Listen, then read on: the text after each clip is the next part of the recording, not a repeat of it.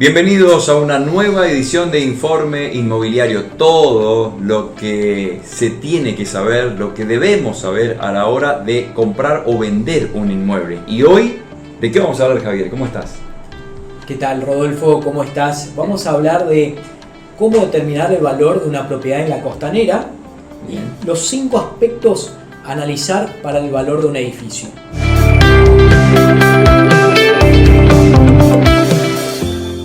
Muy bien, Javier, entonces, ¿qué aspectos hay que tener en cuenta o vos tenés en cuenta a la hora de tasar una propiedad en la costanera de Posadas? Bueno, para tasar una propiedad en la costanera de Posadas, vamos a presentar un caso real, que es una propiedad que está en la zona estación ex de trenes, donde vamos a analizar un poco el potencial de esa propiedad. Una ubicación muy interesante, prácticamente en el centro de la costanera. Ahí hiciste un trabajo. Efectivamente, después vamos a mostrar un poco el informe, pero vamos a analizar algunos aspectos de la propiedad, si te parece. Sí, por favor. ¿Dónde está ubicada la propiedad? La propiedad está en Benavides, ex Bolívar, Benavides 1097. Está en la esquina. Y como tipología de la esquina, ¿qué ventajas presenta un lote en la esquina? Una de las ventajas que tiene es que tiene mayor comodidad de acceso, tiene mayor ventilación, mayor iluminación. Eso dentro de las ventajas que tiene, y obviamente tiene un potencial para un destino comercial, para hacer una vidriera, o sea, tiene un potencial bárbaro para un destino comercial. Bien. Siempre, si se considera un lote, una propiedad, vos decís que estando en una esquina ya de por sí tiene un valor superior o presenta las características para tener un valor superior a un lote que está más adentrado en la cuadra. Claro, sería medial, más adentrado en la cuadra sería medial. Bien. Efectivamente, pero también presenta desventajas, para no decir que todo es a favor. Presenta desventajas como mayor costo de obra, mayor mantenimiento y también mayores impuestos. Mira vos, estando en la esquina. Estando en la esquina.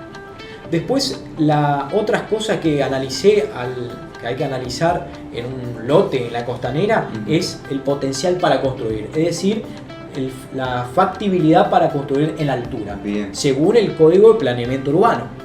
Hay límites, o sea, hay lugares donde podés construir más pisos y otros que 3, 4 pisos. ¿Cuánto es la información en ese caso puntual? En ese caso puntual son hasta 4 pisos. Hasta 4 pisos. Hasta 4 pisos en esa propiedad. Eso es otro de los aspectos importantes a la hora de tasar una propiedad.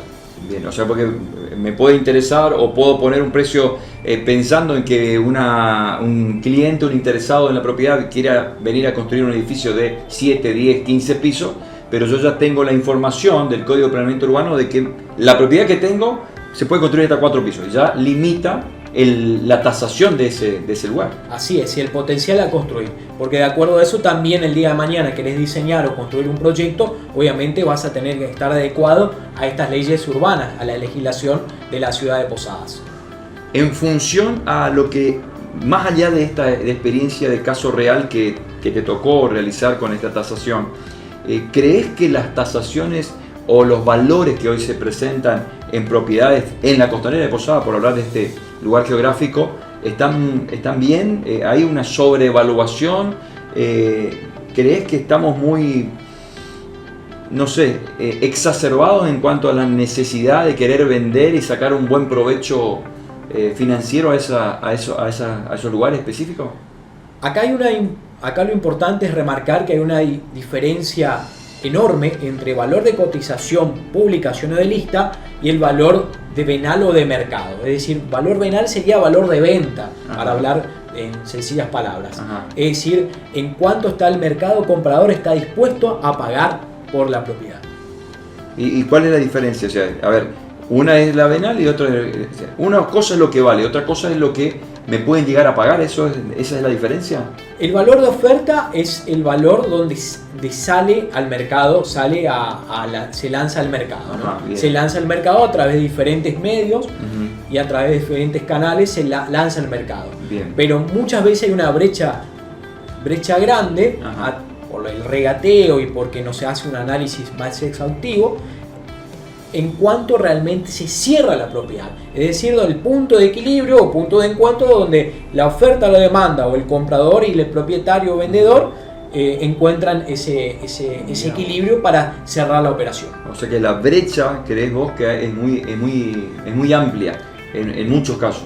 En muchos casos es muy amplia y por eso no se cierran las propiedades. Y ahí hay una forma, hay muchas formas de educar al mercado, al propietario, para explicarle que muchas veces no se cierra una operación por los apegos emocionales, las distorsiones en el mercado y las distorsiones que realiza de la realidad el propio propietario. Y el propio propietario, o sea, efectivamente. Vos lo que sugerís hoy respecto a este caso puntual, vamos a suponer, estamos hablando de Costanera de Posadas, de dos enfoques. Me gustaría que me digas eso. Hoy un propietario que quiere vender la casa, la tiene que tasar para saber más o menos, y la persona que va a comprar, ¿qué deben tener en cuenta cada una de estas personas?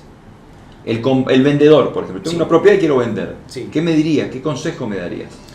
Acá lo que hay, mi tarea es mediar entre dos intereses, porque el comprador obviamente va a querer comprar al precio más bajo, y obviamente el propietario va a querer cerrar la operación en el valor más alto posible.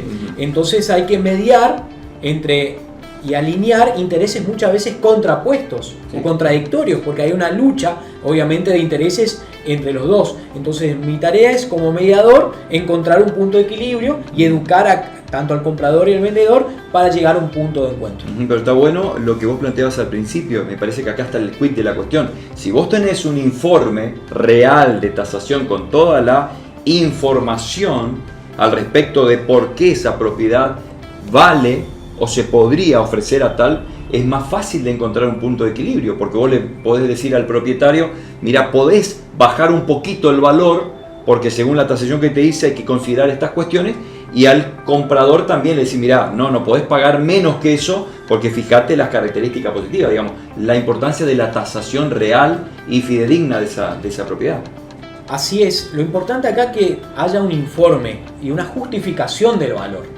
Porque muchas veces el tasar a ojo, hablando, no sirve. ¿Por qué? Porque no podés justificar el valor, es fundamentar el valor para llegar a un acuerdo o llegar a un punto de acuerdo, ¿no es cierto? Una última pregunta respecto a este tema. ¿Cuánto tiempo lleva? ¿Hay mayor complejidad de acuerdo a la propiedad para lograr ese informe? A ver, hoy está viendo el programa un propietario y te contacta y te dice, Javier, quiero que me tases, necesito una tasación para dentro de 2 días. ¿Cuánto tiempo te lleva realizar una tasación en este caso, un mueble en la Costanera? ¿Ahí varía el tiempo de acuerdo a la complejidad o a la propiedad o al lugar? De acuerdo, obviamente, hay lugares donde yo ya tengo información primaria y secundaria, donde tardo menos, y hay lugares, obviamente, que necesito investigar más, porque el tasador es una persona curiosa, una persona que tiene que investigar. A mayor antecedentes que tenga, mayor precisión en la tasación. Muy bien, o sea que tenés que investigar, es decir, tener información del contexto de la propiedad, es así, ¿no? Efectivamente, a mayor investigación, mayor información, mayor precisión en el valor de la propiedad. O sea que no me podés decir un día, tiene que ver con la información que vos tengas al respecto de la propiedad y su contexto. Efectivamente, entonces el tasar a ojo no lo recomiendo. Obviamente acá hay una disyuntiva entre tasación express, que es lo que la gente es ansioso, quiero saber ya, y en la tasación científica o metodológica. Entonces busquemos un equilibrio, porque la tasación express muchas veces nos lleva a dolores de cabeza y perder más tiempo y dinero. Entonces, Javier, vos me decís que es relativo el tiempo que demanda o que te demanda tasar una propiedad. En el caso puntual específico, porque me imagino que hiciste más de una tasación en la Costanera, ¿cuánto te llevó esa tasación? ¿Cuánto tiempo te llevó esa tasación ahí en calle Benavides de la Costanera? Bueno, realizar el informe y la investigación y el informe de valor escrito me llevó alrededor de 5 a 7 días. Esa propiedad. Esa propiedad me llevó 7 días. También hiciste un trabajo en zona Jardín Botánico, en otra propiedad. Efectivamente, en la Costanera, zona cercana al Botánico. Ajá. ¿También cuánto tiempo te llevó ahí? Y estimativo también 5 días estimativo. Pero eso es el Depende promedio, de la información siempre que uno, primaria y secundaria, que uno tenga. Porque en algunos lugares te necesitas investigar más, y en otros lugares ya tenés una investigación de otras tasaciones. Bien, cuando hablas de información primaria y secundaria, ¿tiene que ver con la cercanía, con la información de cercanía al contexto de la propiedad, de lo que pasa en el barrio y un poco más lejos? ¿A qué referís con información primaria y secundaria? Bueno, primaria es la propiedad en sí. Obviamente, información primaria es cuando uno hace un análisis interno y externo de la propiedad, pero también, ¿por qué no?, buscar información en diferentes organismos públicos, en dirección de catastro, en registro de propiedad inmueble, pedir información en diferentes organismos públicos, la municipalidad, en diferentes organismos, ¿no es cierto?, para recaudar mayor información, tanto organismos públicos y privados. Mira vos, ahora bien, me llevas a otra pregunta que tiene que ver con análisis jurídico de la propiedad. Sí.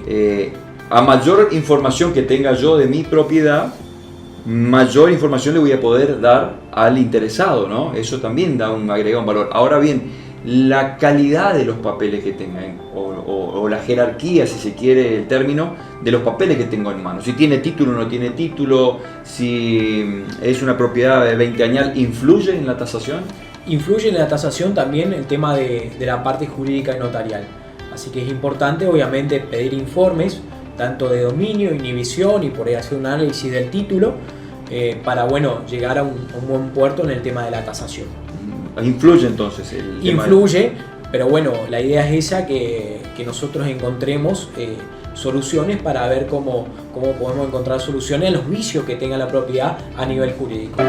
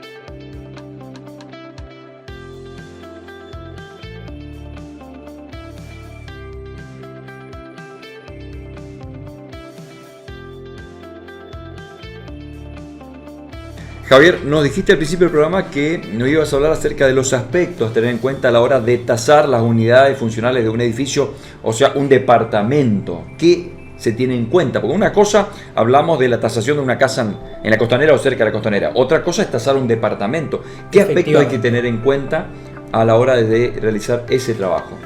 Así es, Rodolfo. Bueno, para darle claridad un poco a la temática, cada unidad funcional de un edificio varía de acuerdo a un montón de estos aspectos.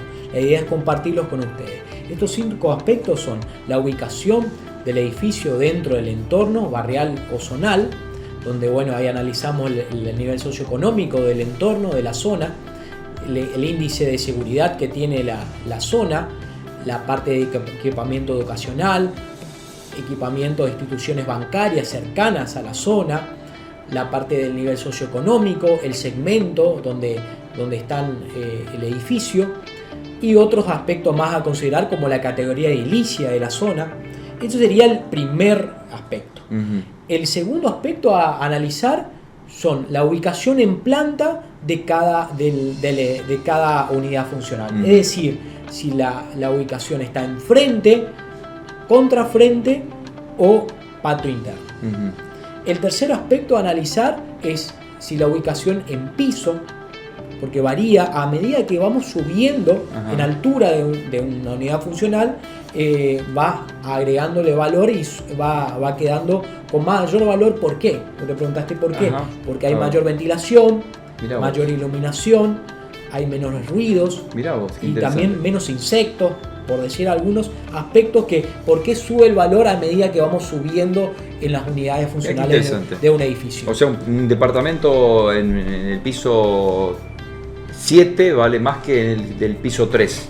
por estos aspectos que estás marcando. Efectivamente. Interesante. Salvo el último piso, que por lo general es la cubierta del edificio o el techo del edificio, donde tiene problemas de filtraciones. Puede tener problemas de filtración, incluso entonces, de ruido, porque hay una azotea.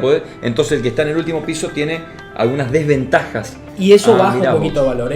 A medida que va subiendo, sube el valor, con excepción del tema del último piso. Entonces me dijiste que uno de los factores es la ubicación del edificio, dónde está emplazado el edificio, el tema de la seguridad, el tema de los servicios que hay alrededor del edificio. El segundo me dijiste la ubicación del departamento en el edificio, si está hacia la calle, está hacia el costado, hacia el patio interno atrás, también eso afecta o de alguna manera influye a la hora de tasar. Después me dijiste la altura, la ubicación en altura dentro del edificio. En la altura, o sea, qué piso está el edificio. Ajá. Y la cuarta característica o aspecto es el tema de la superficie o categoría de la construcción del edificio. Y por último, el potencial de la superficie cubierta de cada unidad funcional. O sea, la cantidad de metros cuadrados, la cantidad de metros cuadrados que tiene el departamento y la calidad de construcción. Efectivamente, quería dar algunos aspectos de lo que estuvimos hablando. Por ejemplo, si es frente, puede variar de un 5% más de un contrafrente si está con vista al río, por ejemplo. Mirá, claro, totalmente. O con vista a un lago, o vista también a una montaña, o alguna vista bastante interesante. Mirá vos qué interesante. Y después lo otro que decía, el aspecto socioeconómico de la zona, lo mismo que charlábamos también en el programa anterior de una propiedad cualquiera. Tiene que ver la ubicación geográfica, el barrio donde está, los servicios, si hay un hospital cerca, también influye eso. Así es. Como valor inicial, digamos, de toda la planta funcional. Así es. Planta baja, por lo general no hay mucha demanda. No hay mucha demanda, obviamente, por el tema de perdés vista, perdés iluminación, perdés un poco el tema de la ventilación. Pero por ahí la poca demanda que hay, obviamente personas grandes, obviamente que no quieren estar subiendo en altura o subiendo en ascensor. ¿Dónde entraría dentro de estos aspectos el tema de que si estoy ante un edificio de 3 pisos que no tiene ascensor? También influye. Efectivamente, nosotros acá estamos analizando, para dar claridad a esto, edificios o de un edificio o unidades funcionales con ascensor. Con ascensor. Sin ascensor tiene otras características. Pero lo importante acá es también que el tema de la superficie cubierta, por lo general es mayor demanda cuando la superficie cubierta es de menor dimensión. Bien, vos hablaste de la calidad edilicia de los departamentos en este caso. Sí. En un edificio lo construyen y te lo venden con una calidad media o alta, lo que fuere, pero después resulta que el inquilino, el dueño, agregó valor a ese departamento con algunos detalles. Eso también influye. O sea, no es lo mismo tasar 2 departamentos en un mismo edificio, pero la calidad de edilicia varía y consecuentemente varía también el valor del departamento, ¿no? Efectivamente. Pero acá lo importante es ver frente contra frente y si es patio interno. Y lo importante es acá también analizar el tema del piso, la altura del piso. En función a estos aspectos, a la hora de tasar una propiedad, en este caso dentro de una unidad funcional, un edificio, un departamento, me aclaraste los 5 aspectos, está fantástico para quien quiere vender u ofrecer. Ahora te pregunto, la demanda, ¿qué es lo que busca la gente? Así es, por eso es importante el análisis de mercado, porque de acuerdo a la demanda que haya, una unidad funcional y estas características que estuvimos hablando, va a variar el valor.